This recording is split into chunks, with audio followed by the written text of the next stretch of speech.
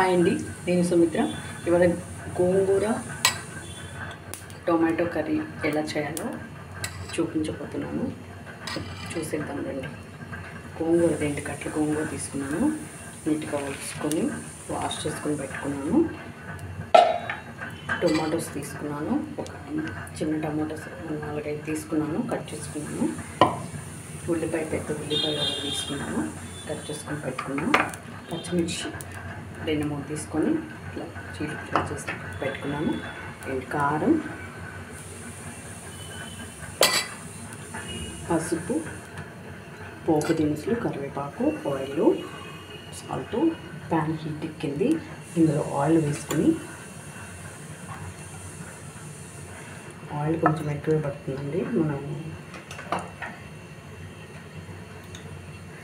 ముందుగా పోపు దినుసులు వేసుకున్నాం. ఆవాలు, జీలకర్ర, పచ్చిశనగపప్పు, 2 ఎండుమిర్చి ఇవన్నీ వేసేసుకొని ఫ్రై చేసుకున్నాం. అలాగే క్రష్ చేసుకొని పెట్టుకున్నాం. వెల్లుల్లిపాయ కూడా వేసుకొని బాగా వేయించుకొని ఆవాలన్నీ చిక్కటి ఇందులో కట్ చేసి పెట్టుకున్నాం.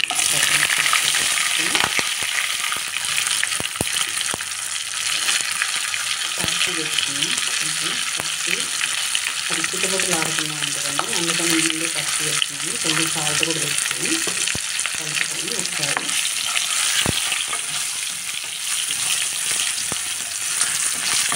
ఇప్పుడు ఇందులోకి కట్ చేసి పెట్టుకున్న ఉల్లిపాయలు కూడా వేసుకొని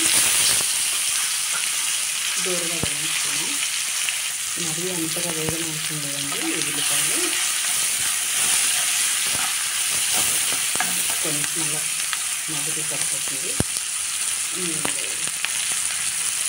టమాటాలు వేసేసుకొని ఇందులో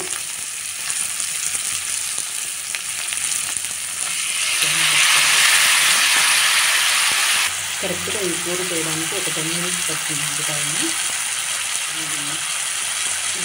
ఇందులోనే గోంగూర కూడా వేసేసుకొని ఉడికి తీసుకొని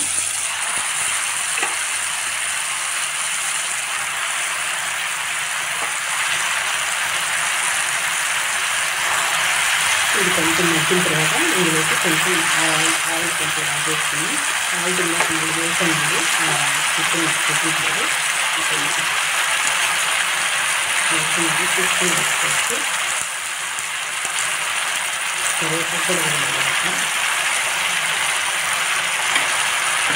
ఇంకా పోపు వేసేదండి. ఇదే పోపు కలిపి ఇలాగే మ్యాష్ అయిపోయి ఇందులో కారం వేసుకొని ఇంకా కలిపిపోయింది. ఉడికిపోయింది. ఉడికిన తర్వాత ఇది బాగా మీడియం ఫ్లేమ్ పెట్టుకొని మీడియం ఫ్లేమ్ కలుపుతూ ఉడికించుకోవాలి. కారం కూడా యాడ్ చేసుకొని మిక్సీ వేసాను కదా, కొంచెం 2-3 పచ్చిమిర్చి వేసాను. ఒక స్పూన్ కారం వేసుకున్నాను. అంటే ఎర్రగా ఉంది కదా, కొంచెం కారం ఎక్కువ పడుతుంది. 1 స్పూన్ వేసుకున్నాను. ఈ కారం అంతా మిక్స్ అయ్యేంత వరకు కలుపుకొని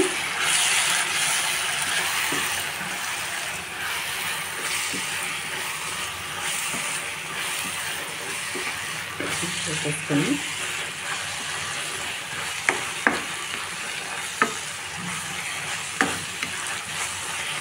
కొంచెం ఆయిల్ యాడ్ చేసుకున్నాం. ఇందులోకి ఆయిల్ కొంచెం ఎక్కువ ఉంటే బాగుంటుంది.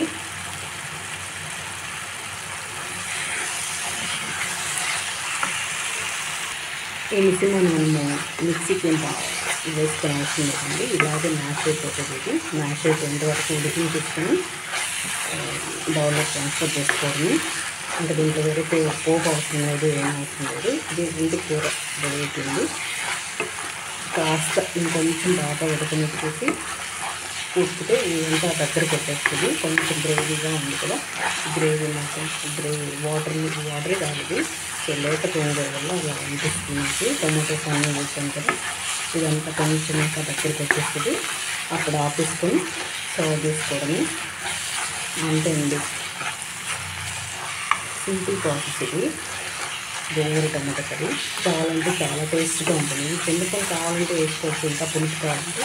ఇది ఆల్రెడీ ఎర్ర గోంగూరలో పులుపు బాగా ఉంటుంది, చింతపండు అవసరం లేదు. టొమాటోస్ వేసాము, ఇందులో గోంగూరలో పులుపు ఉంటుంది, అవసరం లేదు. కావాలంటే వేసుకోవచ్చు, నేనైతే వేయలేదు, అవసరం లేదు. ఇంకా పుల్లగా అయిపోతుంది.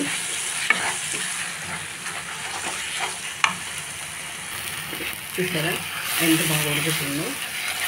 అంతే అండి, simple and tasty gongura tomato curry ready అయిపోయింది. దీన్ని వేరే బౌల్లోకి ట్రాన్స్ఫర్ చేసేసుకొని